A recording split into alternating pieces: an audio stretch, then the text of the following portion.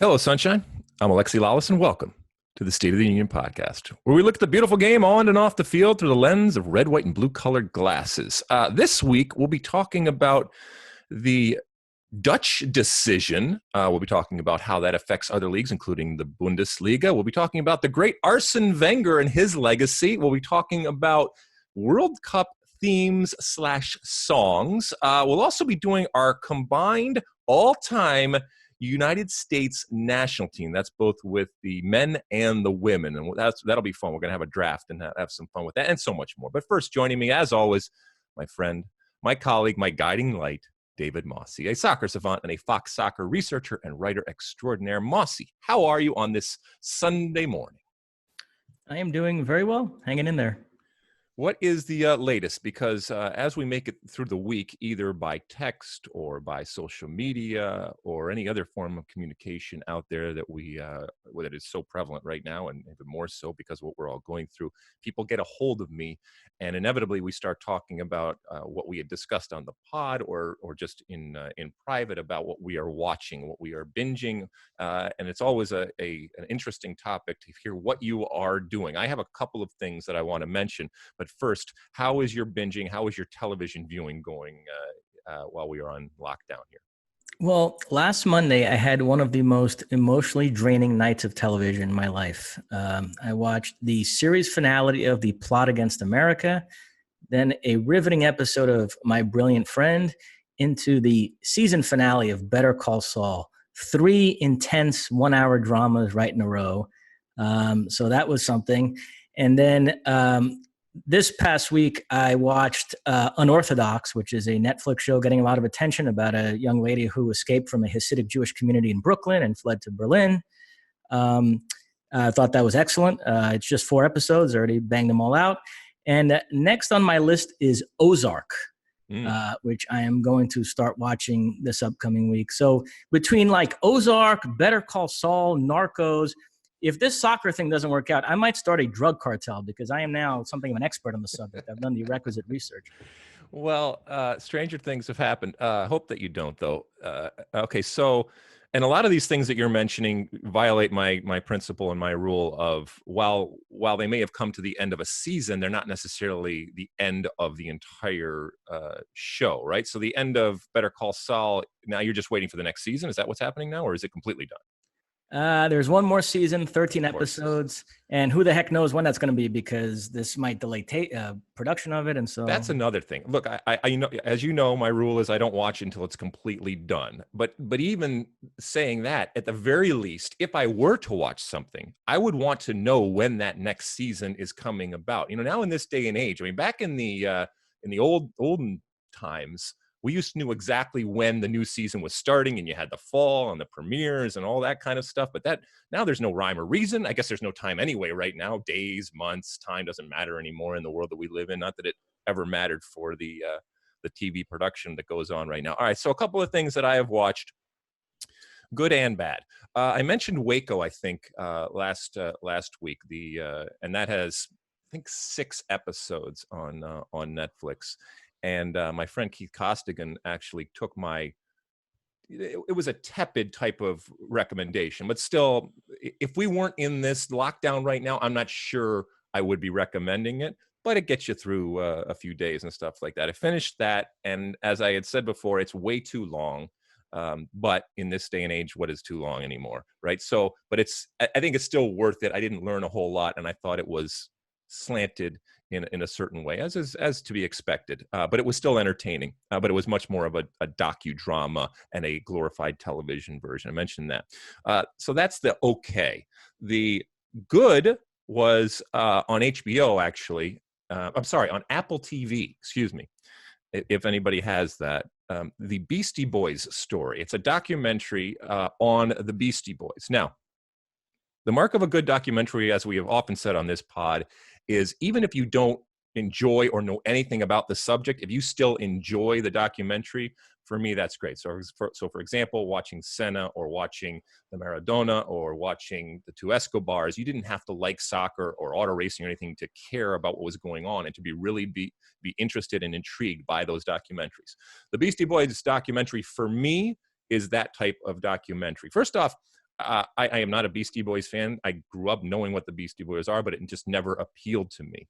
Having said that, this was really, really interesting. Two of the three Beastie Boys are on stage, and what they did was they did a night where they filmed on stage in front of a live audience this retrospective of their career with audiovisual aids, and so it was much more of an actual performance and a concert, if you will, with a look back. It was really fascinating. It was really artistic and creative in the way that they did it, but it also lived up to what a documentary needs to be. So that was really, really good. I recommend that highly, even for people that don't necessarily like the Beastie Boys. And if you like it, it's right up your alley to understand where they came from and how it all happened. And then I don't know if you know this, Mosse, but Arnold Schwarzenegger, you know him, right? I love Arnold. And certainly his movie career is vast and long. But what I didn't know was there's all of these movies that he did. Remember when he was governor? Obviously, he had to go back and make some money, and some of them were more high profile. But he cranked out a bunch of movies that, in the olden days, once again, you would say it goes directly to to tape, right? Directly to the video store, direct to video type of things. So he's got this whole collection of movies that he's been in over the last couple of years that, for the most part, aren't great, but I have taken to watching them. One of them is called Aftermath. It's on Netflix. It's actually a fascinating true story based on true events. If you want to read up on it, but the movie is not great, and it was a couple hours that I'm never going to get back. And specifically because Arnold, we all know is Arnold, and I love him, but he's limited as to what he can do. This would have been so much better if it hadn't been Arnold actually in this. Even though I love Arnold, and it's not that he can't do drama and he can't do interesting things, but it just didn't work in this one. So, but we continue to watch different things. Is there anything now that you are looking forward to in the next week or so that is either coming online, or are you just waiting and savoring, or waiting to access? Well, we're taping this on Sunday morning. Tonight we've got the next two episodes of The Last Dance, the ESPN documentary Yes. About the Chicago Bulls. I've still got Killing Eve on BBC America. My Brilliant Friend, as I mentioned, there's still a few episodes left of that season. So yeah, I've got some things going on. So the Jordan doc, they're just putting out 2 episodes each week. Is that what happens? So we've done 1 week, so 2 of them. I think there's 10 if I remember correctly. So I got another 4 weeks or 3 weeks before all 10 are out, so I can actually watch it, and then I can join the conversation. And different episodes are devoted to different players. Apparently, one of the episodes tonight is the quote unquote Rodman episode. Ooh. That will delve into Dennis Rodman, and also the Chicago Bulls rivalry with the Bad Boy Pistons. So I know you're not the biggest NBA fan, but that might be something that would resonate. That may interest me. You're talking Bad Boys now. You're talking my kind of language there. All right, Mosse, enough of this talk. Shall we talk about some soccer? Are we ready to light this candle? Yep. All right. As you know, each and every week, we often kick the pod off with my State of the Union. But in this lockdown type of scenario, as we have been now for, I've lost track of how many weeks, we go right into the talk and right into the news that is happening. Even though nobody is actually kicking a ball yet in terms of the professional game on the field for us to talk about, there is still plenty of happening in the world of soccer. And we're going to start it off with news coming out of Holland, the Netherlands, if you will, and the Eredivisie, is that pronounced correctly, Mosse? I always worry about that. The first division over there in Holland. Mosse, tell the folks what's happening right now and the news over the last week. Okay, so the Eredivisie, the Dutch first division, was planning to come back in mid-June behind closed doors, but the Dutch government extended the ban on sporting events until September 1st. So at that point, they decided that they could not finish this season, and they'll just start the next season come September. And so the question then became, do you void this season altogether, or do you recognize the table as it is?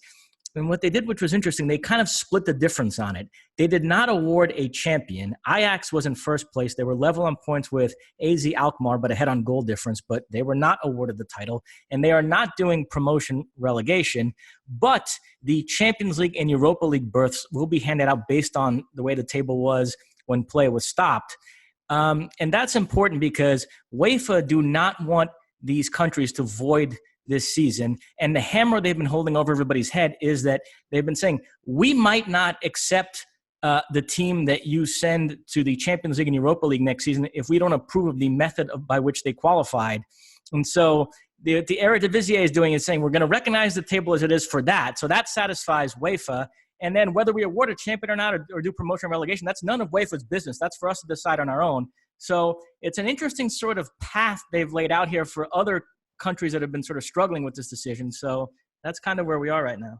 All right. So I don't know how to say well done in Dutch, but if I could, I would say well done. And we've talked over the last couple of weeks that as these leagues try to figure out what they are going to do and what they are going to be, the concept of fairness and being fair is going to get thrown around. And the reality is that no matter what happens, the good, the bad, in between, it's never going to be fair. And that is a reflection on the unprecedented times that we have. This is a situation where you're trying to make the best of a crappy situation. And at all times, no matter what you do, somebody is going to complain.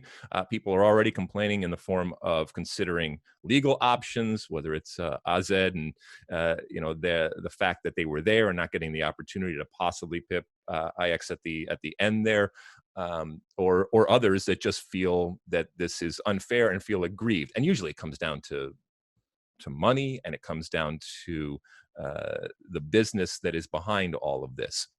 But also the fact that they didn't, that there's no pro or rel, there's no promotion or relegation. It's one thing not to have relegation. It's another thing not to have promotion. I've seen people talk about how that for this instance, what you do is you don't punish people for not having every opportunity to stay in a division, but you do reward people for the work that they have done that would have potentially propelled them into that.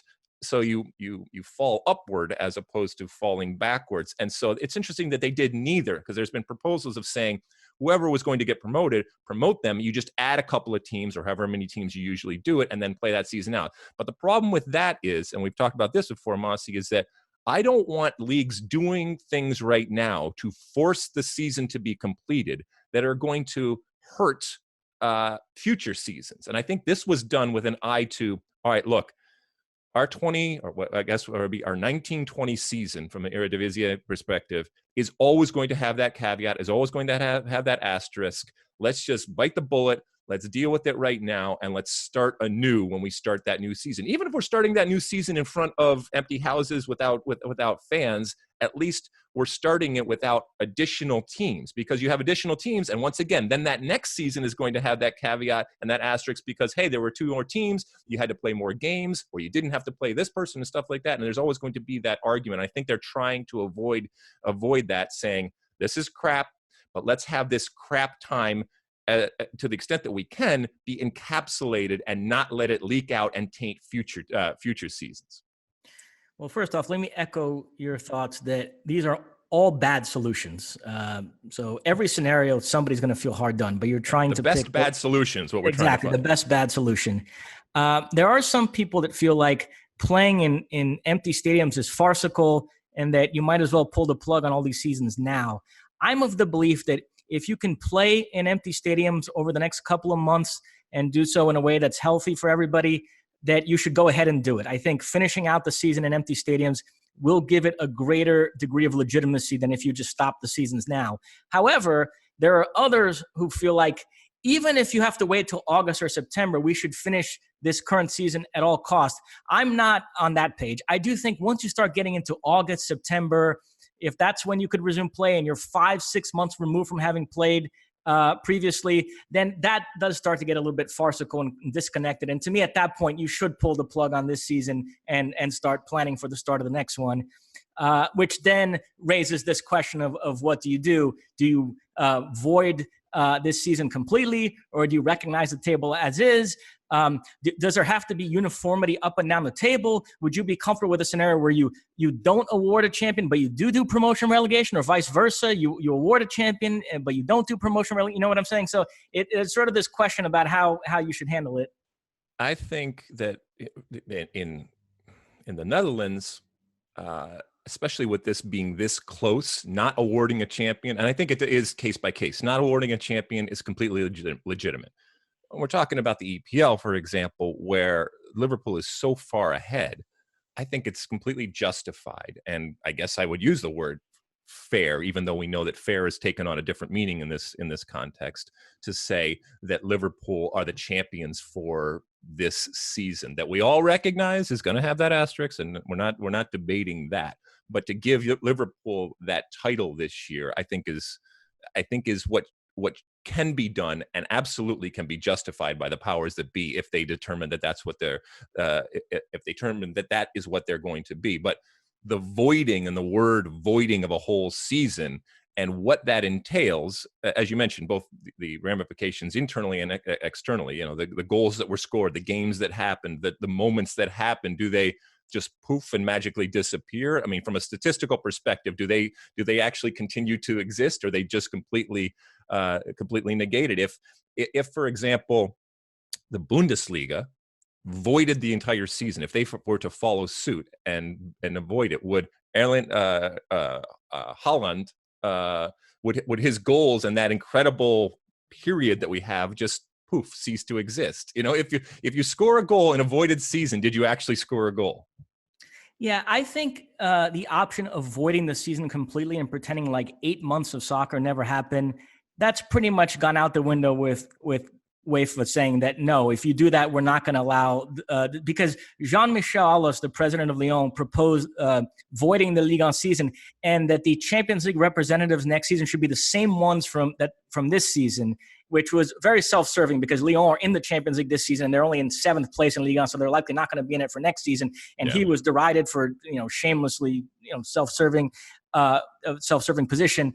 It seems like that's pretty much gone out the window. That what the Eredivisie did, at the very least, you're going to do that. You're going to recognize this table, at least in terms of European qualification, which just does mean to some degree you're recognizing that this season happened. And I think those numbers, the records, the milestones are going to stay. But, whether you can do that and then not award a champion, in Netherlands, they decided, yes, you can do that. So, I mean, that's going to be the question that these leagues are going to be grappling with. And, at the beginning of all this, I did wonder if UEFA was going to push for there to be some uniformity amongst all the countries. And it seems like, no, they recognize that this crisis is affecting countries differently. On the one hand, you have Germany talking about coming back in May, while in the Netherlands, they couldn't come back until September. And so they're going to let each country kind of figure out what's best for them.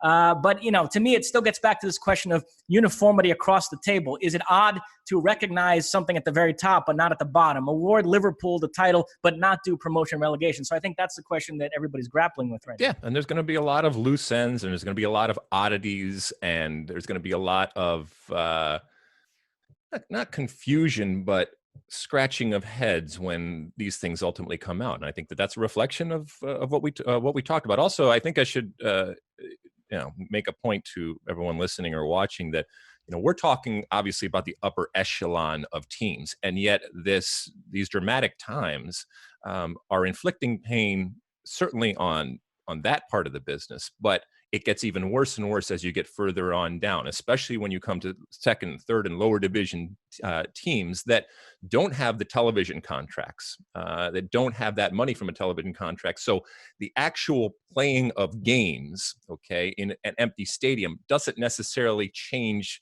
the pain that is going to be inflicted.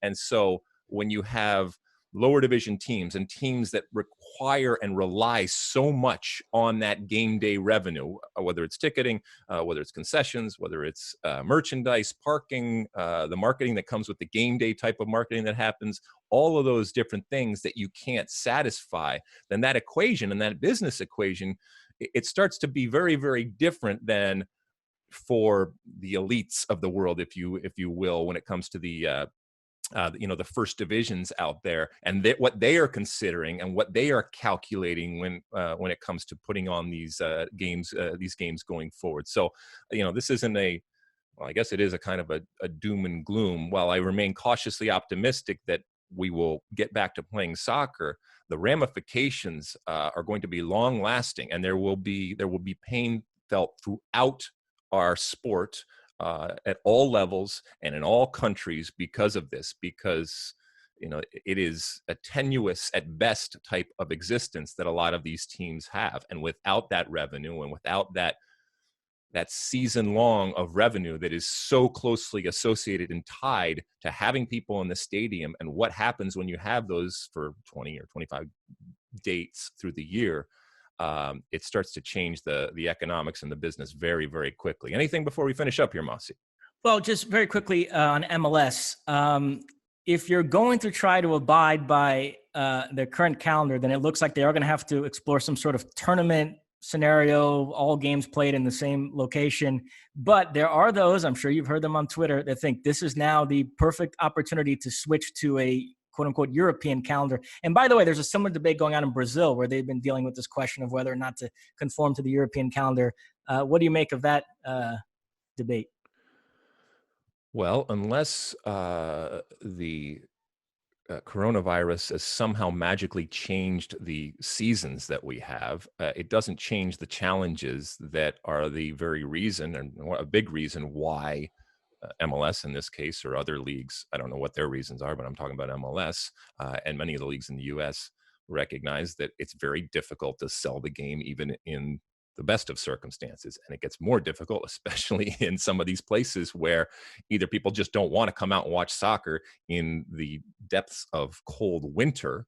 And it's very difficult to sell that type of thing. And it's one thing if you're from a warm area where you can do it, but put yourself in their shoes and in their seats trying to sell that on a continual basis. So I don't see this as changing. I don't see everyone perking up from an MLS perspective saying, hey, this is a opportunity here. This is a silver lining from this moment that will enable us to change. If they wanted to change, they had plenty of opportunity over the years to change and to do that. If it is this, as I said, this panacea or this magic bullet, then they had plenty of opportunity to change. But I don't see this, albeit unprecedented in time, being the catalyst for making that change. Do you? No, I agree with you. No.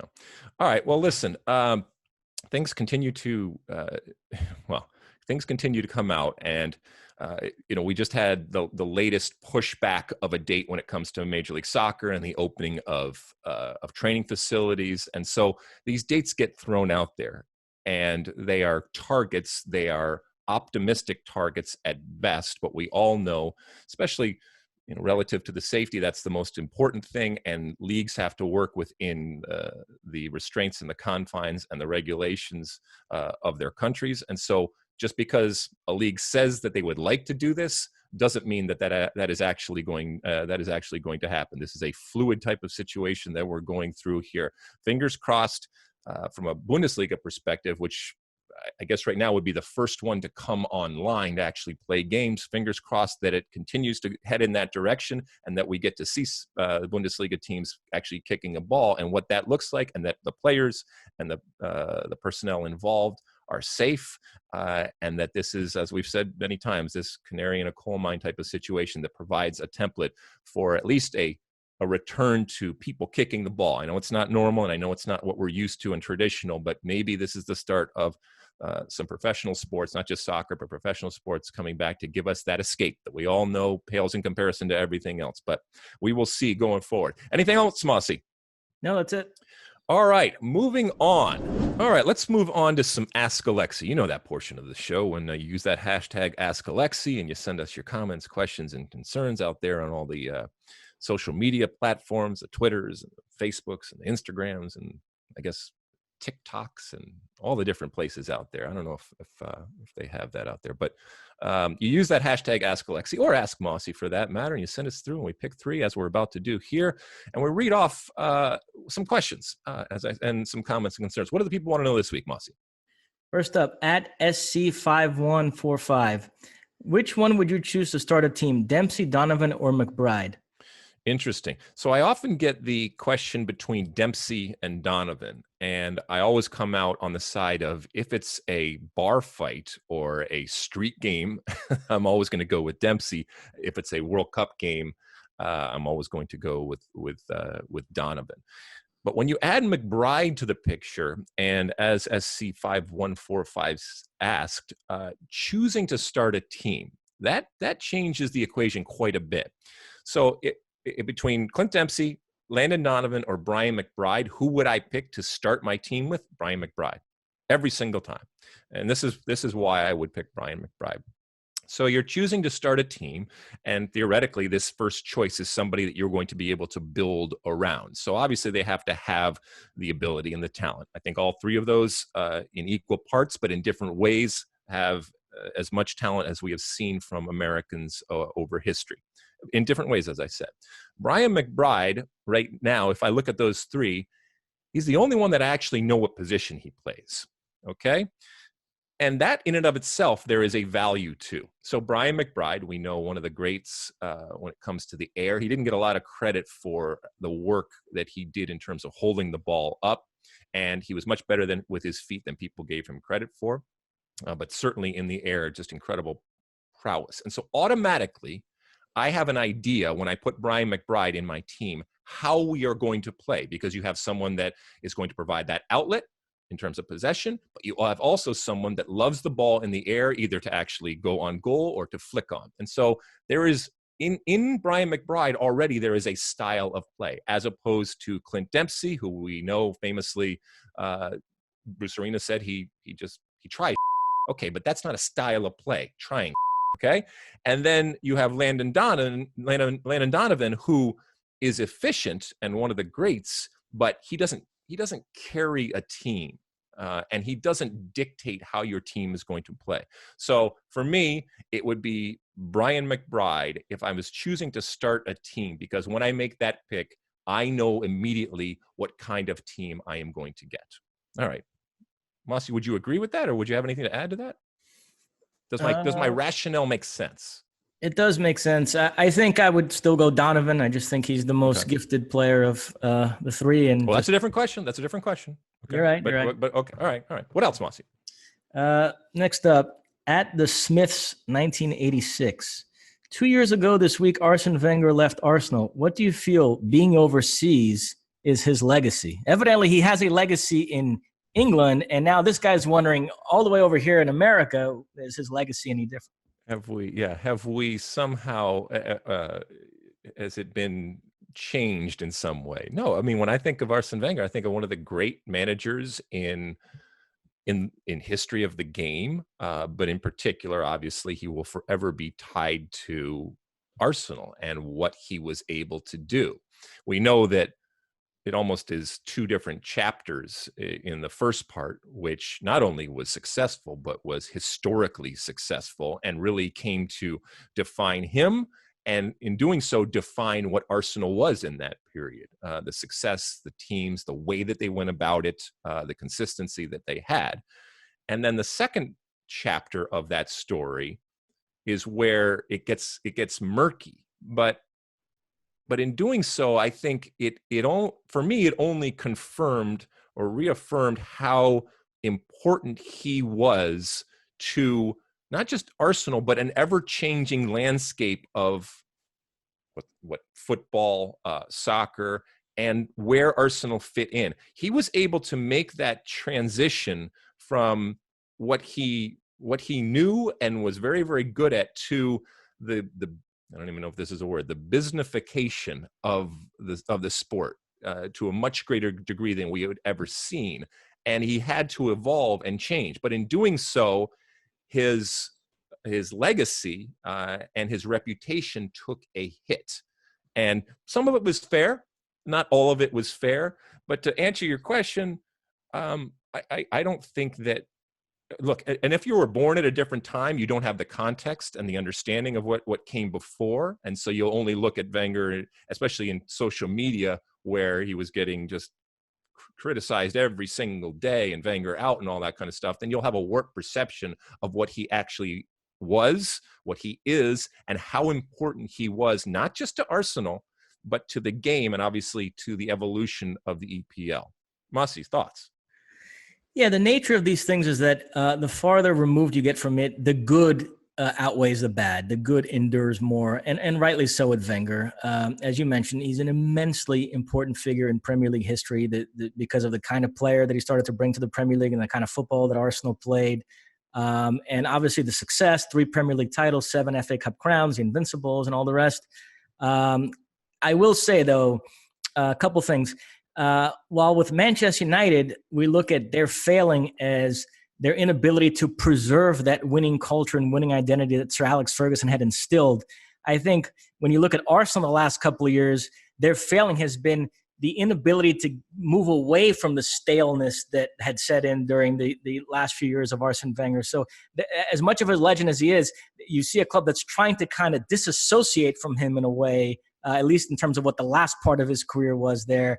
So that's kind of an interesting dynamic. Also, I would say, Wenger, he's in his 70s now. He's was just appointed FIFA's director of global development. So nobody would begrudge him if he just wanted to focus on that and ride off into the sunset. He keeps saying, though, in interviews that he misses it and he wants to get back to either management or a front office position. And yet he's had a couple of opportunities here that I think would have been interesting that he's turned down. So I think he's sort of caught in between. Part of him wants to do it. Part of him doesn't. I keep going back to Bayern in November. When they sacked Niko Kovac, their initial inclination was to appoint Wenger in a sort of Jupp Heynckes or Gus Hiddink with Chelsea kind of role, and he kind of waffled on it, and so they ended up they hired Hansi Flick as a caretaker, and lo and behold, he goes out and beats Dortmund 4-0 in his first game. So at that point, with Wenger kind of waffling, they said, "Oh, we'll just stick with Hansi Flick," and lo and behold, he's done such a good job that now they've given him the job permanently. And I look back at that, and boy, that would have been interesting for Wenger to take charge of Bayern Munich for the rest of the season. Now, not knowing what would become of the season, but it would have been a chance to certainly win a Bundesliga title, maybe take a shot at winning a Champions League crown. Another option that's come up is Rennes. They wanted to offer him their president and technical director job. Rennes are owned by one of the richest men in the world. He would have had tons of money to work with, and it would have been interesting to see what he could have done there. He kind of swatted that away. So I'm not sure where Wenger's head is at now, whether he wants to come back to the game or not.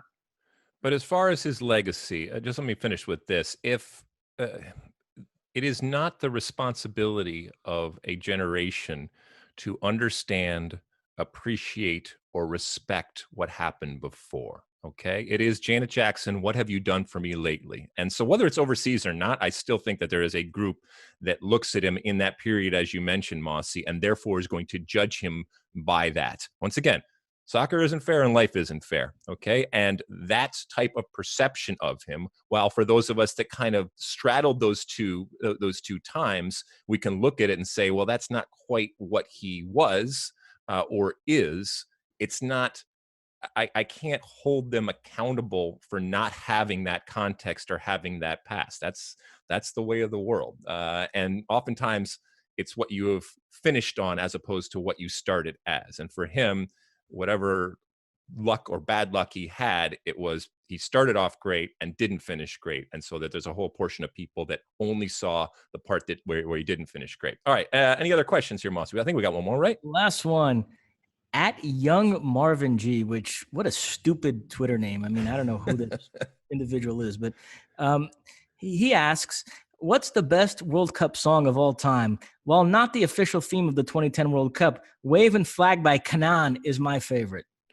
Okay, so we know, well, we don't know much about young Marvin G, except we do know that he is a shill and an artificial plastic type of person, because he went and picked a song from the 2010 World Cup that was the Coca-Cola official promotional anthem. Okay, so, he is absolutely in bed with the man. He is someone that only cares about dollar signs. There's no romance or passion in his body when it comes to not just soccer, not just music, but life, I venture to guess. But it does bring up a point where there are lots of different themes and songs when it comes to it. And as we've gotten further and further along, there become more and more and more. And the actual official anthem or the official song, which are two different things, have become more and more important as we've gone along. The way I look at it is, and once again, I'm coming up from a time where, I guess, even though I watched 86, I don't associate any music with 86. I don't associate any music with 90. The only music that I associate with, where I started associating music with a World Cup, was 94. And obviously with my involvement, maybe that's why. So in 94, starting in 94, that's when I associate a song with it. 94, it was not great. Look, I love Daryl Hall. Wonderful singer, songwriter, performer. Hall & Oates, right up there, one of the great bands in rock history. but it was a forgettable type of, well, it wasn't forgettable because you play it constantly in Gloryland. I still know it today, but it was not, it didn't live up to what I thought it could have been. When it comes to the actual songs, I think that 98 for me will forever be colored by the Cup of Life. And it was ubiquitous. It was something that I cannot divorce myself of from that song representing what the World Cup is in 98. So that for me, I think is the best. But I know there were people that will, go for Waka Waka in 2010, and maybe you have some other ones, Mosse, that you want to throw out there. Well, I hate to say it, but I agree with Young Marvin G. I love that Waving Flag by Kanan. I found that song very addictive. Really? Well, you're a big Kanan fan. I mean, let's be honest. Absolutely. I mean, you have his whole catalog, and I know you go deep when it comes to Kanan. Is Kanan? Is that what we're saying? Yeah, I mean, you only know his big commercial hits. I know the songs that were, sort of the hidden gems. The acoustic versions. Yes. The uncut demos, if you will. And any songs that you want to point to there, Mosse, when it comes to World Cups? Well, do you remember what the Russia one was? It wasn't. I don't think it was the official song, but there was a tune that composer Richter put together for us that we used for all our teases. And I love that. I thought it was very dramatic music. It is, we're making fun of it to a certain extent, but it is a hard thing to do, to write a song that the world embraces. First off, you have to deal with language. You have to, and even remember when Waka Waka came out, the great Shakira, she took a lot of criticism at the time when it all came out. Now she made her way through and it became a huge, huge hit. But inevitably, it's one thing to have your fans or your country or your culture assessing and critiquing. It's another thing to have the entire world and a whole lot of people that maybe have never even heard of you. Once this song is anointed, everybody's going to have an opinion. And does it correctly reflect the country and culture where it's coming from? Is it is it proper? Is it something that everybody can sing? And so from a writing perspective, it poses a lot of challenges to any type of writer to make something that is accessible, that is memorable, but isn't completely dumbed down. And I think that, Ricky Martin and obviously the writers of that song in 1998, The Cup of Life, I mean, that's a good song even without the World Cup, and that it was representative of the World Cup in the way that they used it. That's where they were, I think they were hitting on all cylinders right there. And but it doesn't always happen. And the fact that Desmond Child, one of the great writers and producers out there, was part of that writing team should come as no surprise. Ricky did the right thing and made sure he got the best, as did FIFA, and they got a song that immediately brings you into what that World Cup was in 1998. Mosse, anything else? Ale, right? That's how it went. Yeah, exactly. And it was international enough, but it wasn't something that took people that didn't even necessarily follow soccer out of it. Everybody could find something in that song to grab onto and to celebrate. And it was simple enough, but it was international enough. It was cosmopolitan. It was dancey enough, but it was poppy enough. Just mwah, perfect. Let us know if you have other songs. I'm sure that there's going to be some people out there in the weeds that are coming at me with the never heard 66 song, or the back in 78, all the great songs that were involved with there. I don't know if they were, but I'm sure we'll be told by everybody about how we missed some songs out there. All right, is that the end of Ask Alexi, Mosse? That is it. All right, we are moving on. All right, so if you remember from last week, we had a little bit of fun with the NFL draft. Mosse, first off, I didn't realize that the NFL draft went 2 days. I thought I was, one and done. Because I tuned in and I checked it out. It was okay. It was interesting. I thought ESPN actually did a very good job of televising it. But we also had some fun last week with our draft, and we thought, let's continue on. And we had some wonderful reaction to it, including a shout out from Scott Davis. And he actually said, hey, what I'd love to see is you guys do another draft, and with the U.S. national teams. And it got us to thinking that let's do something that's a little bit different. We could certainly do our best U.S. all-time men's team, best U.S. Women's team. But we said, let's combine it. And let's do our best combined men's and women's all-time U.S. national team. And so what we've done here in terms of the rules is we said, okay, you get 11 players, obviously. We've kind of said, let's keep it with that 4-3-3. And let's do this. Let's have 6 women and 6 men that have played for the national team in the past. So the whole group is out there for you to pick from. 6 and 5. What's that? You said 6 and 6, 6 and 5. Did I say 6 and 6? That would be awesome if we were able to go and play with 12 players. But obviously, it's 6 and 5 for the 11. Thank you for correcting me there, Mosse. Last week, if you remember, I got the first pick, but the powers that be have said, all right, turnabout is fair play. This week, Mosse has the first pick, and what we have done is we're going to alternate. We're going to alternate back and forth, but we're also going to alternate. We're taking women first, then men, women first, back and forth like that. So. Mosse, we got together before the show just in an effort to be efficient about this, to try to figure out what we're going to do. And now we're going to do the actual draft. We both have an idea of what we are going to do. But as I said, you get the first pick. You are on the clock, my friend. Once again, the best, in your estimation, combined U.S. national team between men and women. 6 women, 5 men to give you your best 11. Mosse, you're on the clock.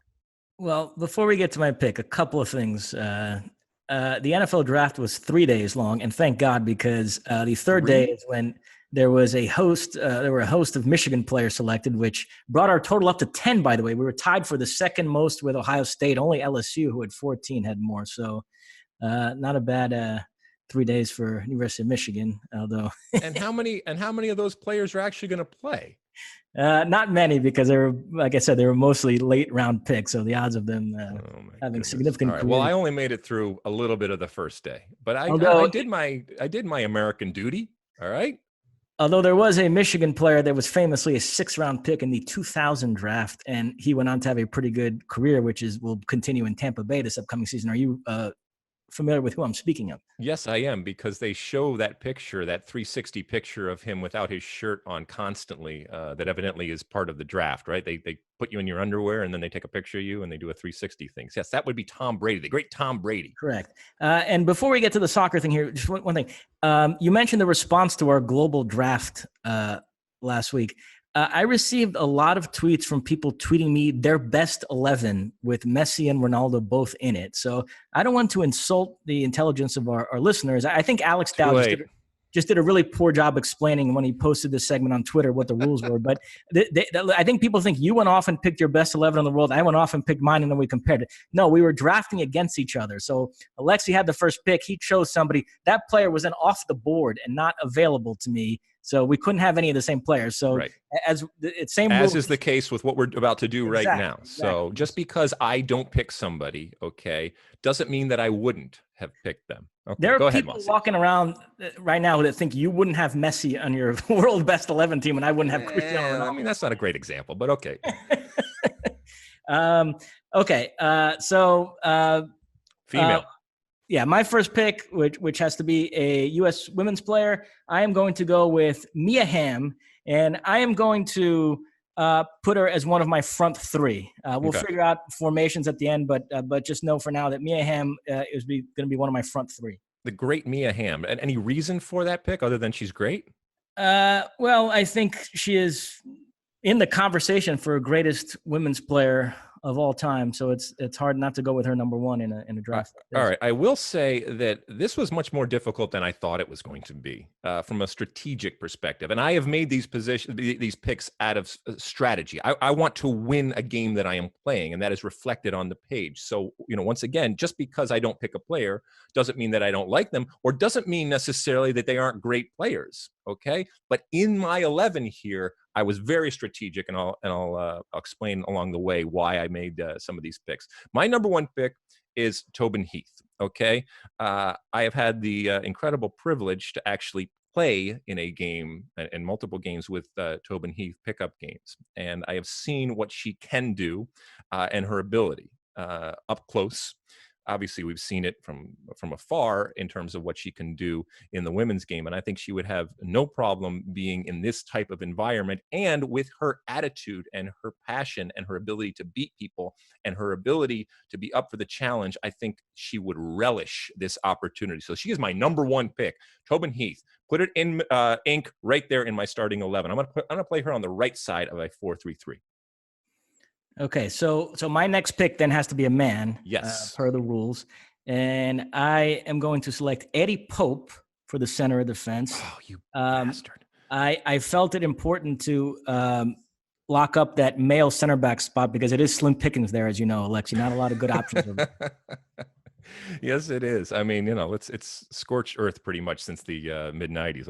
Let's be honest. But I actually had Eddie Pope as my number one pick, so you have already taken somebody that I would have taken. So all right, but I will move on. My second pick is going to be on the other side of the field. So I'm going to have Tobin on the right-hand side of that top three. I'm going to have the great Landon Donovan on the left-hand side for a number of reasons, not the least of which he's very, very good. He also, in his new capacity as coach down there in San Diego, has actually gone and hired women, not necessarily that anybody else has to do that in order to make my 11, but I'm looking at everything. I'm looking at things on and off the field in terms of my assessment of these players and how they would function in this type of environment where you have both men and women playing in a starting 11 for the United States. And I think that, because of the player that he is and because of his actions, I think that he would be more comfortable and more amenable to a situation like this. So I'm going to go with Landon Donovan. Okay, so for my next pick, I took Michelle Akers, who I said earlier, Mia Hamm in the conversation for the greatest women's player of all time. I think Michelle Akers is there too. In fact, the Hamm versus Akers, who's the greatest U.S. women's player of all time, is a really fun debate, which I found, being in Paris in the summer of 2019 for the Women's World Cup and sort of asking different people who are close followers of U.S. women's national team over the years. It's a really fun debate that kind of splits the fan base a little bit. It is. And there's another, we were talking earlier in the pod about how people have, sometimes, misconceptions. And when you don't live through a time, you don't appreciate or understand how good and how skillful and how important some of these players are. And just because of time and when they happened, sometimes they don't get the credit and the respect that they deserve. But that's the way the world works. All right, number 3 now, and we are still. I am going to pick. Okay, we're still picking women. I'm going to pick Julie Ertz. Okay, as one of my midfield destroyers. We know what she can do. We've seen it. Also, given her marital situation. If anybody understands the psyche of male athletes, it is her. And so I think that she would not only bring what she already has, but also an understanding and a management that will be incredibly valuable to my midfield and to my team in terms of the dynamic and the communication that's going on. Okay, my next pick would be Tab Ramos. A very wise colleague of mine once said of Tab Ramos, he was a man before his time. Mm-hmm. Tab Ramos is a guy who, whenever, the current generation of U.S. fans makes a big deal about Christian Pulisic and the transfer fees that he's commanding and the interest from teams like Chelsea, it's always pointed out to me from people in your generation that had Tab Ramos come along today, he'd be like a 60 million euro player for Chelsea. So he was that good. Okay, so you're going with Tab off the board for me. That's a pity because I probably would have taken him. Somebody who was not a man out of time, but I am still going to pick him because I think, for those of you that follow him, he's a wild card, but also one of the great strikers and finishers, whether it's in the run of play or on free kicks. Has children that play, including daughters, at a high level.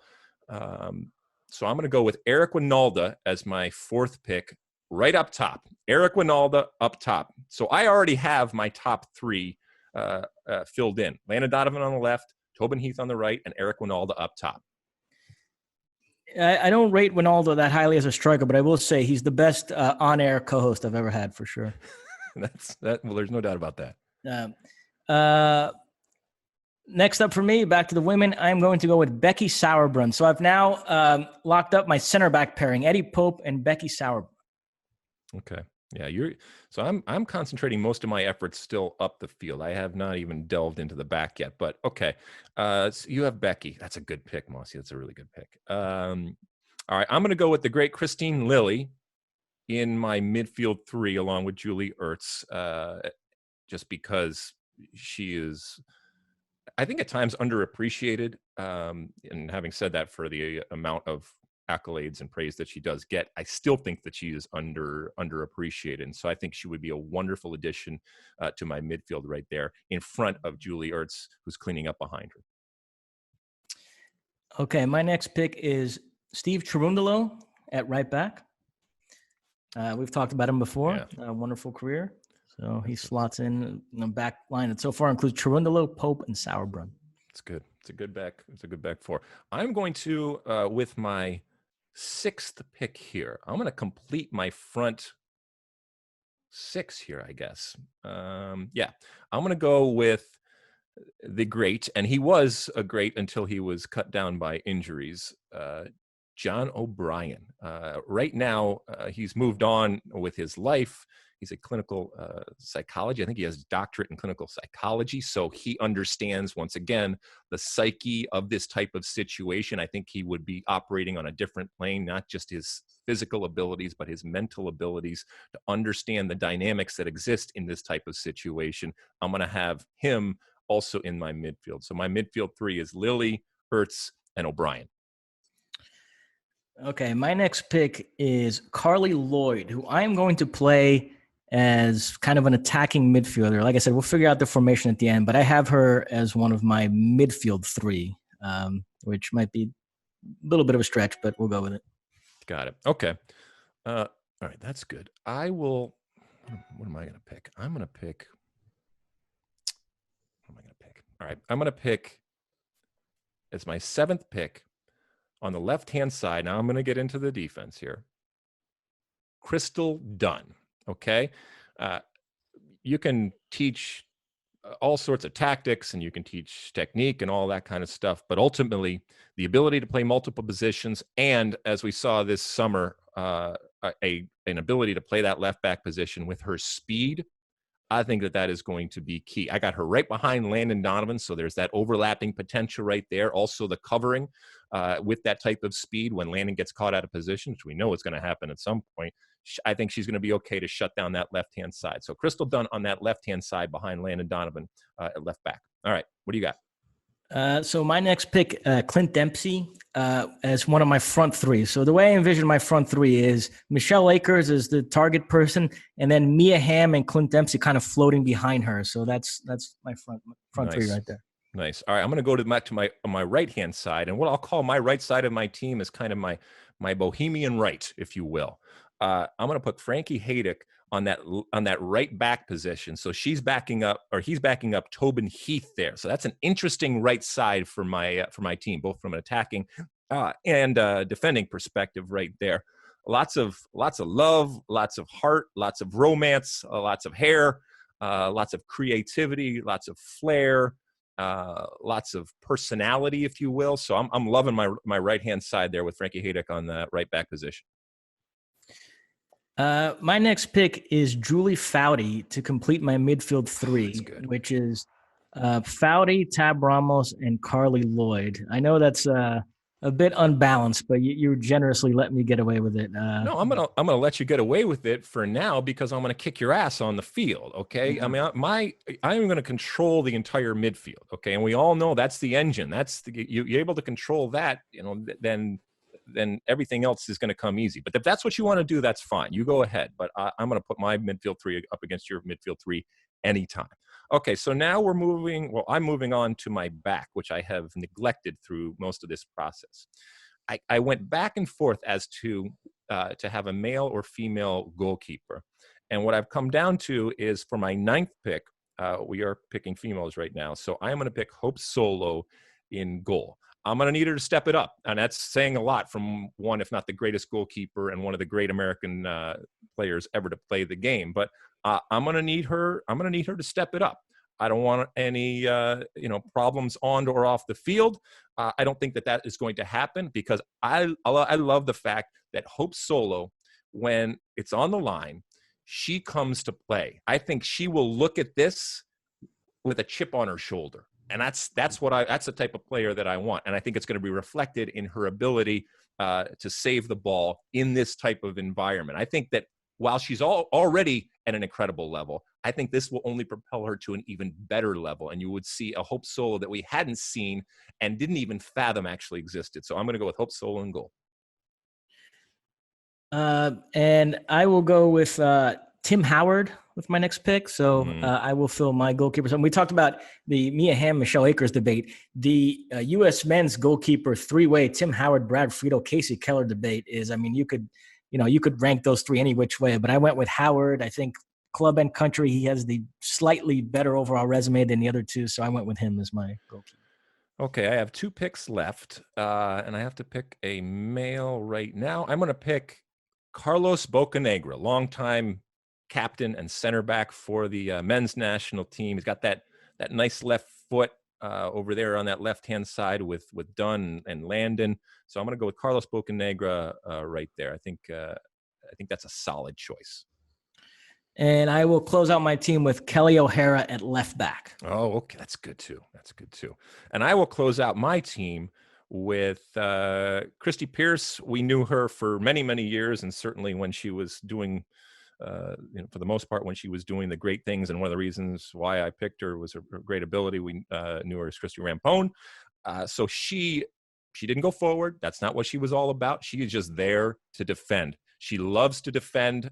She's one of the greats of the game when it came to defending. Incredible longevity, incredible durability, and ultimately incredible talent. So I'm happy with my back four there of Dunn, Pope, Rampone, Pierce Rampone, and Frankie Haydick.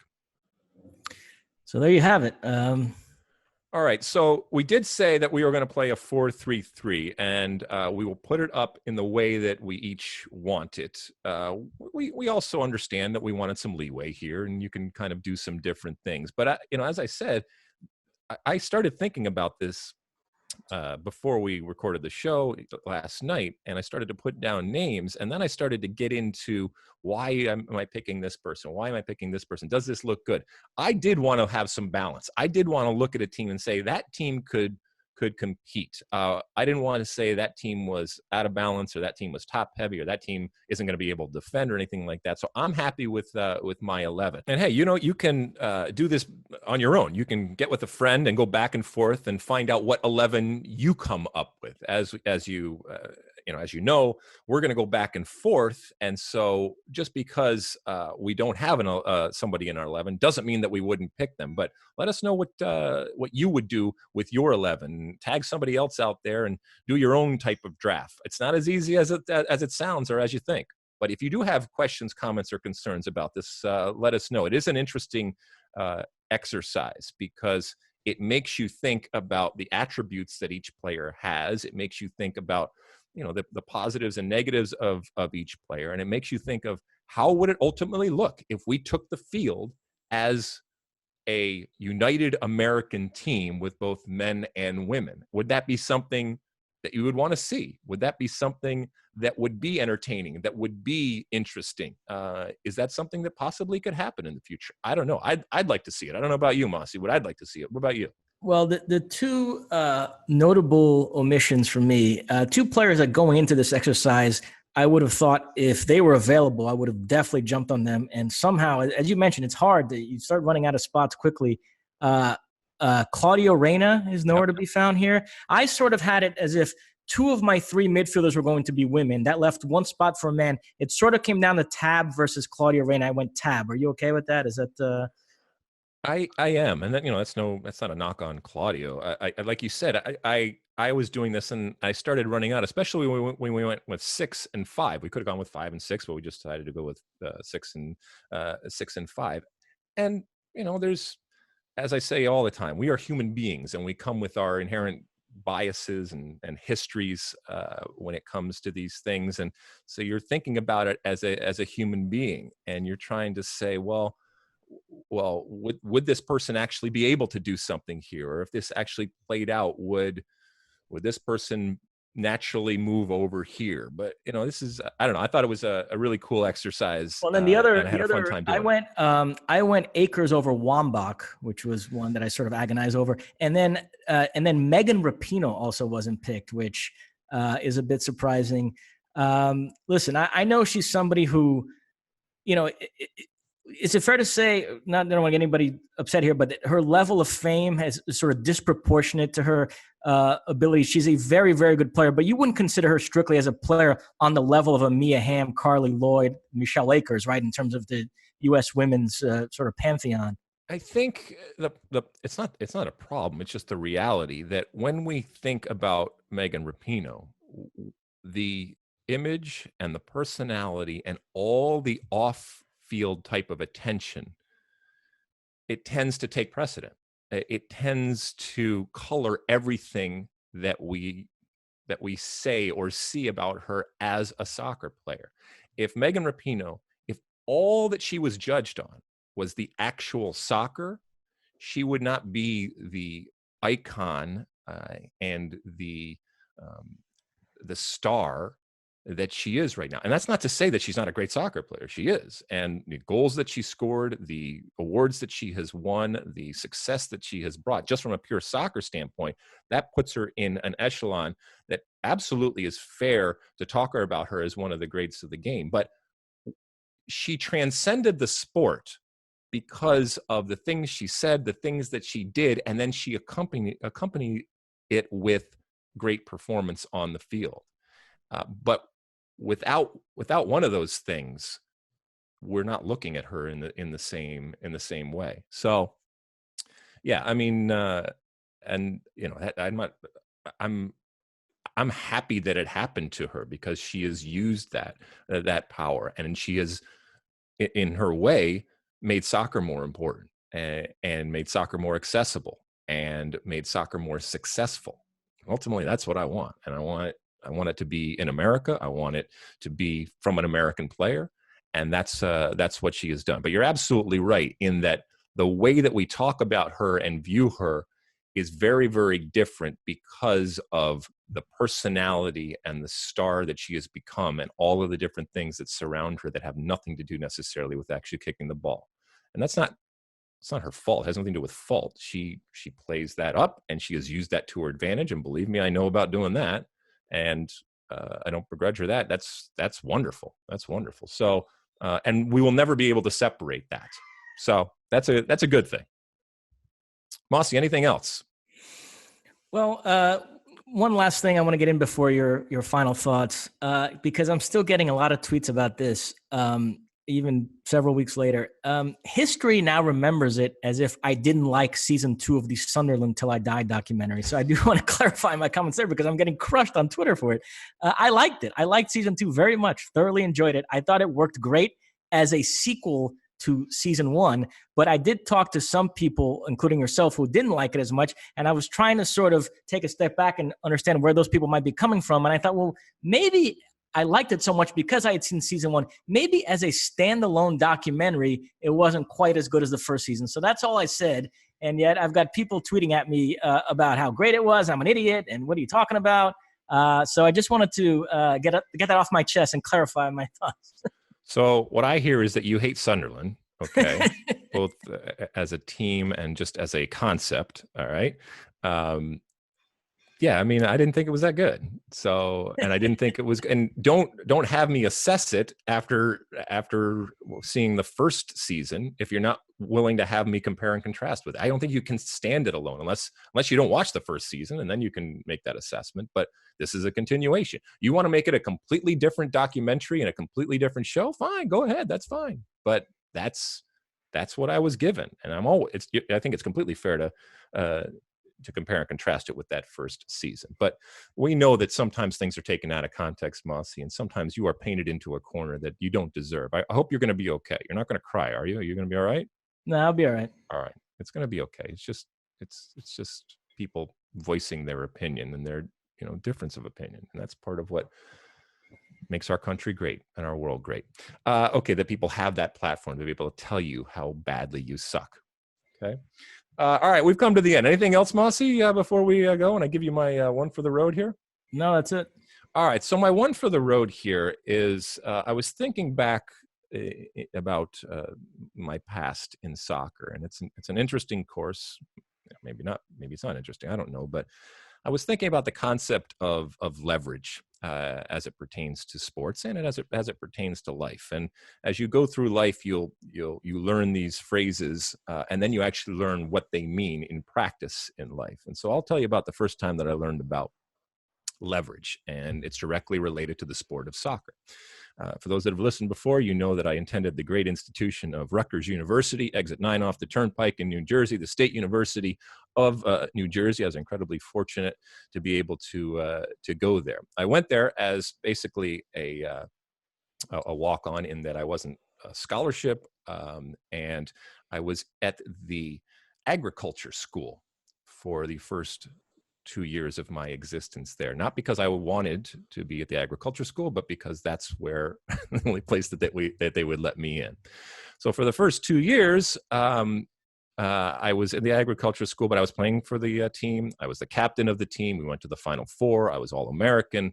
So from a sports perspective, it had gone very, very well for me. But I wasn't on scholarship, and I wasn't at the place that I needed to be in order to major in English, which was a different college within the Rutgers University college system. It was very, very difficult at the time for normal students, shall we say, to transfer what they call a dean-to-dean transfer, where you go from one college to another college, even within the actual university system. But that's what I needed to do in order to major in English. I walked into my coach's office, and I said, "Hi. This is what I've done over the last 2 years. I can transfer anywhere in the country right now and play immediately because I'm not a scholarship athlete." Back then, if you were a scholarship athlete, you would have to sit out a year. I was able to transfer immediately to any place, and there were plenty of places now, after they had seen what I had done in the soccer field, that would gladly have me. Within 24 hours, okay, I had both a dean-to-dean transfer and a scholarship.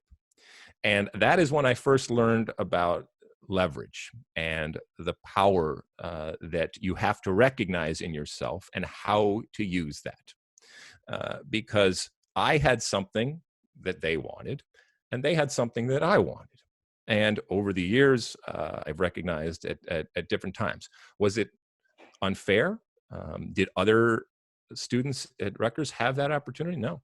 Absolutely not. It was, I used what was at my disposal, and I used it to my advantage to get the things that I needed. It wasn't illegal or anything like that. It was just stating the facts. It was negotiation.